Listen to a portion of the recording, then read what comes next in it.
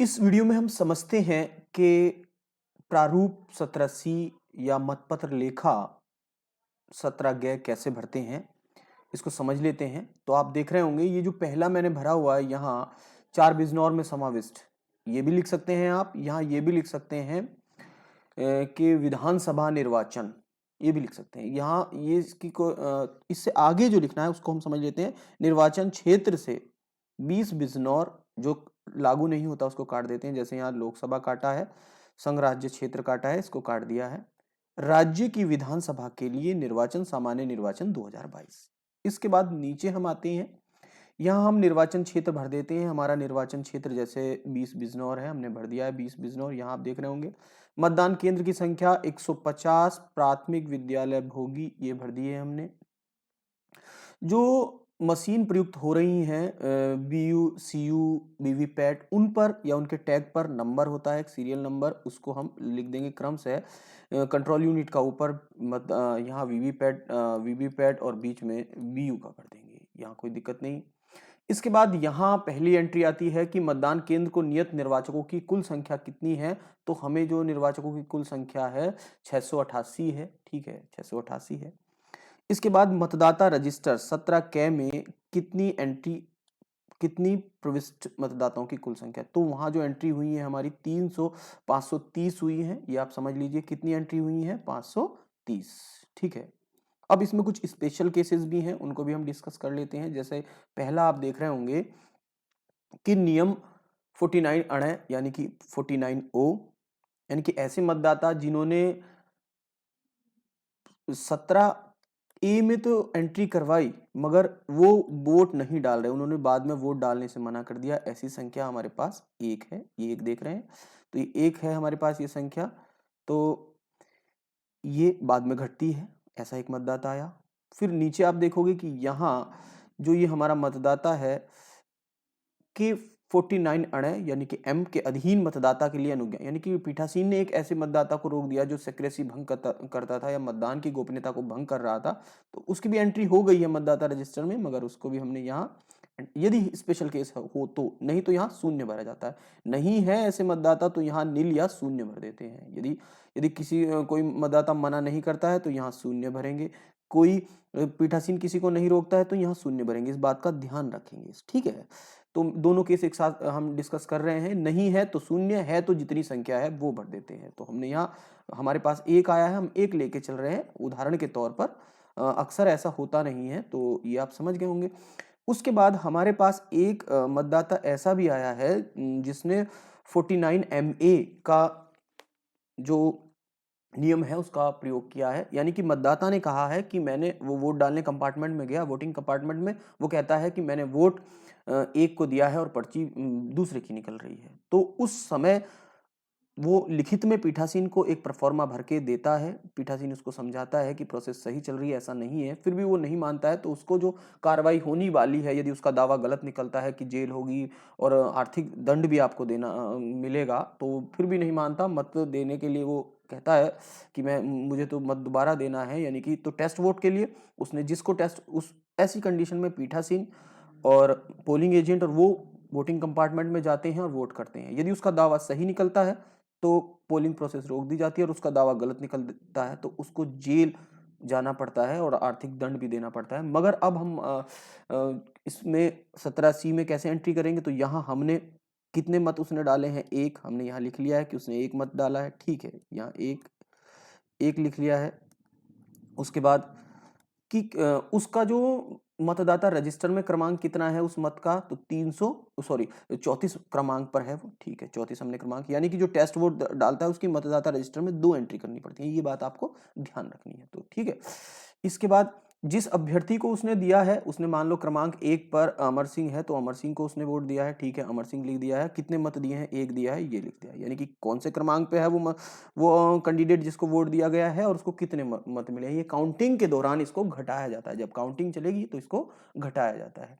अब मशीन में हमारे मत कितने पड़े हैं, तो अब यहाँ समझ लेते हैं। क्योंकि हमारे पास जो पूरे के पूरे वोट थे वो 300, यानी कि मतदाता रजिस्टर में 530 हमारी एंट्री थी, ठीक है। एक वोट हमारा खुद से मना किया था एक वोट ने, वो घटेगा। एक वोट हमारा यहाँ से पीठासीन ने रोका था, वो घटेगा। तो यहाँ से हमारे पास कितने आ गए हैं, आप देख रहे होंगे कि 528 वोट हमारे पास आ गए हैं। इन 528 में से 527 वोट प्लस एक, क्योंकि इसमें एक टेस्ट वोट भी है, क्योंकि एक व्यक्ति ने 2 बार वोट डाला है, एक टेस्ट वोट भी डाला है, जिसको जेल जाना पड़ा है। तो ये आप समझ रहे हैं कि यहाँ मशीन में 528 है, ठीक, 528 है, तो इसको आप समझ गए होंगे। अब हम नेक्स्ट चलते हैं, नेक्स्ट की एंट्री समझ लेते हैं कि जो ये कॉलम नंबर हमारा 7 है, इसमें क्या होना है इसको समझ लेते हैं। तो यहाँ आप देख रहे होंगे कि क्या मद 6 में, कि ये जो 6 में प्रदर्शित हो रही है संख्या, ये जो आपके सामने 6 में प्रदर्शित हो रही है 528, यथा दर्शित मतों की कुल संख्या मद 2 के सामने दर्शित मतों की कुल संख्या, 2 के सामने कितनी दिख रही है, 530 दिख रही है, और 3 के सामने कितनी दिख रही है, हमारे पास 1 दिख रही है, माइनस यहाँ लिखा है ना, कि यानी कि वो जो हमने अभी ऊपर किया था, तो यहाँ से हमने घटा दिया है 530 माइनस आइटम नंबर 3 के सामने कितने मतदाता हैं, ऐसे 1, माइनस 4 के सामने कितने हैं, 1, तो अब ये हमारी कितनी आ रही है 528।